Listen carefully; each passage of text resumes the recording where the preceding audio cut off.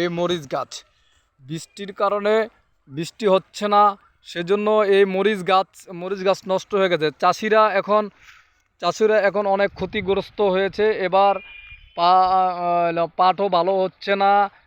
এবং মরিচ এই দেখেন মরিচ গাছ টিপটি লেগে গেছে, কিন্তু মরিচ গাছে মরিচ নাই। ঠিক আছে, গাছে ফুল হয়েছে, দেখা যায় প্রচুর পরিমাণে ফুল, কিন্তু মরিচ মরিচ পানি বৃষ্টি না হওয়ার কারণে মরিচ গাছ সব নষ্ট হয়ে গেছে। এই দেখেন মরিচের পাশে ঢেঁড়স গাছ লাগাইছে, ঢেঁড়স গাছ লাল হয়ে গেছে। ঠিক আছে, লাল হয়ে গেছে। চাষিরা অনেক ক্ষতিগ্রস্ত। এবার চাষিরা অনেক ক্ষতিগ্রস্ত, অনেক ওষুধ ব্যবহার করার পরেও কিন্তু ফলন টিকাতে পারছে না রোদের কারণে। প্রচণ্ড পরিমাণে রোদ, এই রোদের জন্য চাষিরা অনেক ক্ষয়ক্ষতি হয়েছে।